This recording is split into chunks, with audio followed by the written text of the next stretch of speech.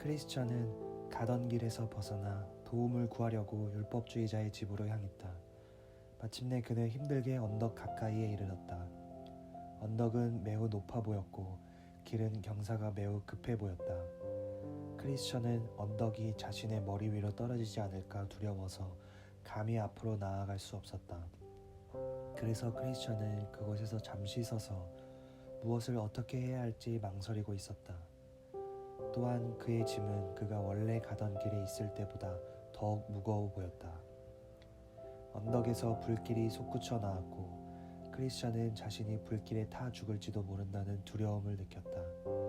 그는 땀을 흘리면서 두려워 떨었다. 그리고 세상 지혜자의 거짓 충고를 들은 것에 대해 후회하기 시작했다.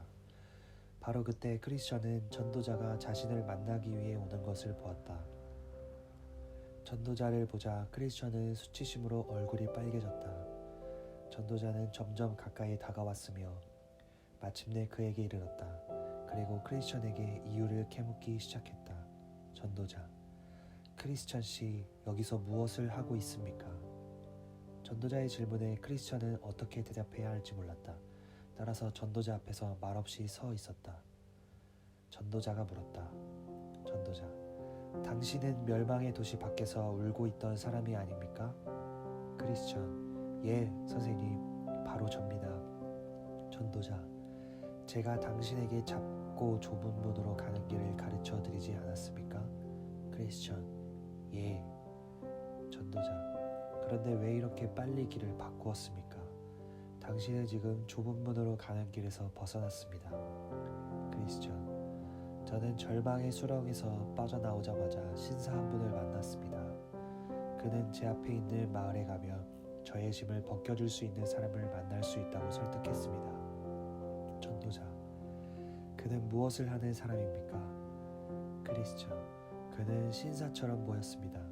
그리고 그는 저에게 많은 말을 했고 마침내 저를 굴복시켰습니다. 그래서 저는 이곳에 이르렀습니다.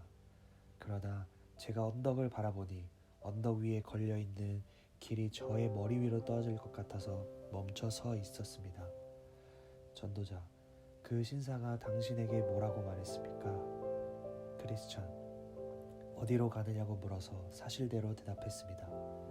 전도자: 그 다음에는 그가 뭐라고 말했습니까? 크리스천: 저에게 가족이 있는지 물었습니다. 그래서 가족이 있다고 대답했습니다. 그러나 저희 등에 지어진 짐 때문에 예전처럼 가족과 즐겁게 지낼 수 없다고 말했습니다. 전도자: 그랬더니 그가 뭐라고 말했습니까? 크리스천: 그는 저에게 빨리 짐을 벗어버리라고 말했습니다. 그래서 저는 짐을 벗어버리기 위해서 저쪽 문을 향해 가는 중이며 그것에서 어떻게 구원의 장소에 도달할지 추가로 지시받을 것이라고 말했습니다. 그랬더니 그는 저에게 선생님께서 지시하신 길보다 뛰어나고 빠르며 편한 길을 보여주겠다고 했습니다. 그리고 그는 저에게 신사분의 집으로 가라고 지시했습니다. 그 신사에게는 저의 짐을 벗길 수 있는 기술이 있다고 했습니다. 그래서 저는 짐을 빨리 벗어버리고 싶은 마음에 그를 믿고 가던 길을 바꾸어 이 길로 들어섰습니다. 그러나 이곳에 와보니 아까 말씀드린 것처럼 너무 위험해서 두려워 멈추었으며 지금 어찌할 바를 모르고 있습니다. 전도자: 그렇다면 잠시 그대로 서 계십시오. 내가 당신에게 하나님의 말씀을 보여드리겠소. 그리하여 크리스천은 떨며 서 있었다. 그리고 전도자는 하나님의 말씀을 읽어주었다. 너희는 삼가 말씀하신 이를 거역하지 말라. 땅에서 경고하신 이를 거역한 그들이 피하지 못하였거든 하물며 하늘로부터 경고하신 이를 배반하는 우리일까 보냐. 그는 계속해서 또 구절을 읽어주었다. 나의 의인은 믿음으로 말미암아 살리라. 또한 뒤로 물러가면 내 마음이 그를 기뻐하지 아니하리라 하셨느니라. 또한 전도자는 읽은 말씀들을 적용해서 말했다. 당신은 불행을 향해 뛰어들어가고 있어. 당신은 가장 높은 문의 권고를 거절하기 시작했으며 당신의 발걸음을 평화의 길에서 물러서게 하고 있으며 심지어 거의 멸망의 위험에 이르게 했소. 그때 크리스천은 죽은 자와 같이 전도자의 발 앞에 엎드린 채 울부짖었다. 파멸에 이르게 되었으니 슬프다. 이 모습을 본 전도자는 그의 오른손으로 크리스천을 붙잡아 일으키면서 말했다. 모든 모양의 죄와 모독은 용서함을 얻을 수 있습니다. 믿음 없는 자가 되지 말고 믿는 자가 되십시오. 52일 신앙 성벽 쌓기 7번째 시간. 오늘의 주제는 쉬운 길의 결과입니다.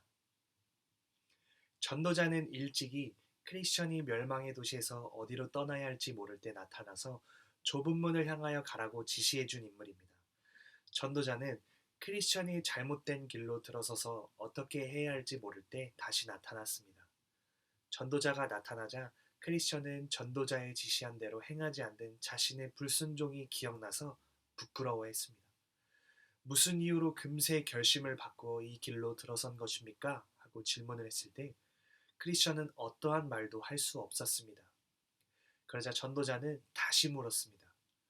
무슨 이유로 금세 결심을 바꾸어 이 길로 들어선 것입니까? 라고 묻자 크리스천은 자신의 죄를 솔직하게 고백하였습니다. 순례자가 자신의 잘못으로 인하여 어찌할 바를 모를 때 하나님께서는 은혜롭게 간섭하셨습니다. 하나님의 섭리로 전도자 혹은 목회자를 보내어 어려움에 빠진 영혼을 건지신 것입니다. 두 번째 나타난 전도자는 크리스천의 오류에 대해서 하나씩 질문을 하게 됩니다. 그 질문들은 책망이었으며 크리스천은 자신의 오류들에 대해서 솔직하게 고백하였습니다. 여기서 우리는 전도자가 잘못된 길로 빠진 크리스천을 다루는 방법에 주목할 필요가 있습니다. 크리스천이 지은 죄에 대한 이유를 묻고 책망함으로써 크리스천이 자신의 죄에 대해서 인정하도록 하였습니다.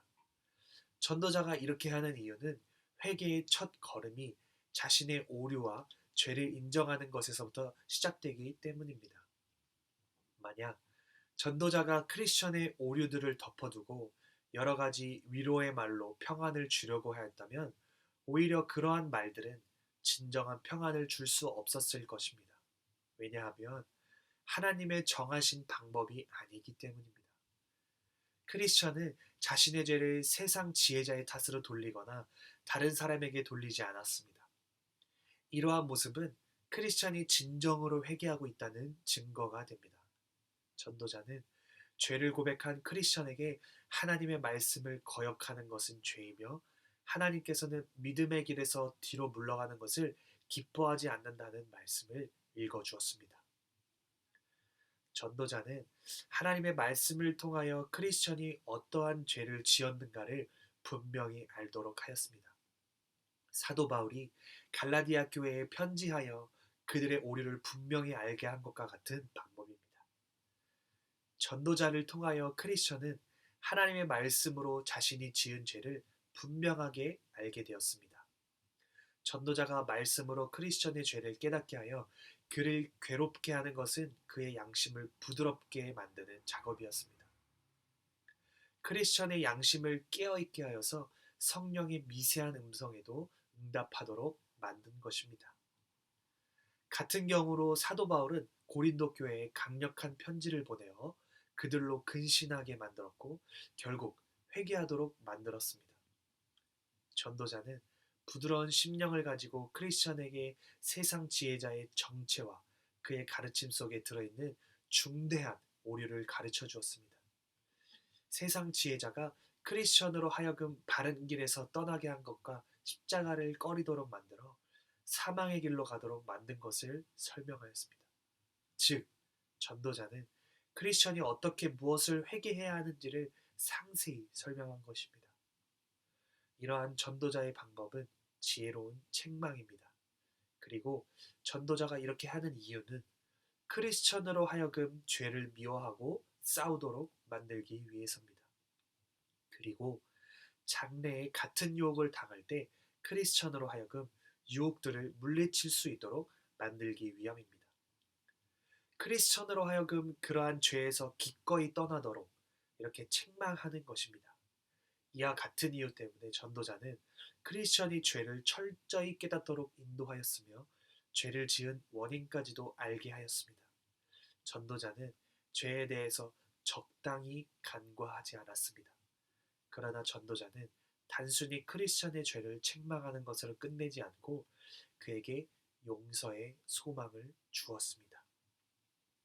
인간이 어떤 죄를 지었든지 모든 죄와 회방은 사하심을 얻을 수 있으니 믿음을 버리지 말고 믿음 있는 자가 되라고 권면하였습니다. 진정으로 회개하는 크리스천에게 전도자는 좁은 문에서 받아들여질 것이라는 확신을 주었습니다. 그리고 다시는 옆길로 빗나가지 않도록 주의를 기울이라고 말해주었습니다. 크리스천은 잘못된 길에서 벗어나기 위해 서둘렀고 다시 바른 길에 이르기까지 바짝 긴장한 상태로 열심히 나아갔습니다. 전도자의 책망과 위로가 크리스천으로 하여금 보다 영적으로 긴장하도록 만들었으며 더욱 부지런하도록 만들어서 순례의 길에 전념하도록 만들었습니다. 절망의 수렁에서 빠져나온 크리스천이 세상 지혜자를 만난 것은 시험의 연속이었습니다. 즉, 믿음의 길에서 하나의 시험이 지나면 또 다른 시험이 올 수 있습니다. 물론 이러한 시험 속에서 하나에 실패했다고 다음의 시험에서 주눅들 필요는 없습니다. 시험을 당할 때마다 하나님의 은혜에 의지해서 그 시험들을 극복하면 되는 것입니다. 결국 연속되는 시험들을 통해서 우리는 오직 그리스도만을 바라보게 되어지며 그분에게만 소망을 두게 될 것입니다. 오늘 하루 말씀 안에 거하여서 우리의 죄를 다시 한 번 더 자각하고 그분 앞에 엎드리며 우리를 용서하시고 믿음의 길로 바로 갈 수 있도록 인도하시는 하나님의 은혜가 모든 선생님들에게 있기를 예수님의 이름으로 축복합니다. 기도하겠습니다. 하나님의 말씀을 통하여 다시 한 번 더 우리가 죄를 자각하며 하나님 앞에 엎드림을 통하여서 하나님께서 주시는 그 사하심의 은혜를 오늘 하루 우리가 체험하기를 소망합니다. 우리가 다른 길로 나아갈 때 하나님께서 말씀과 사람들을 통하여 다시 한 번 더 바른 길로 갈 수 있도록 인도하여 주시고 내가 그 바른 길로 갈 수 있도록 도움을 주는 사람이 될 수 있도록 인도하여 주세요. 감사드리며 예수님의 이름으로 기도합니다.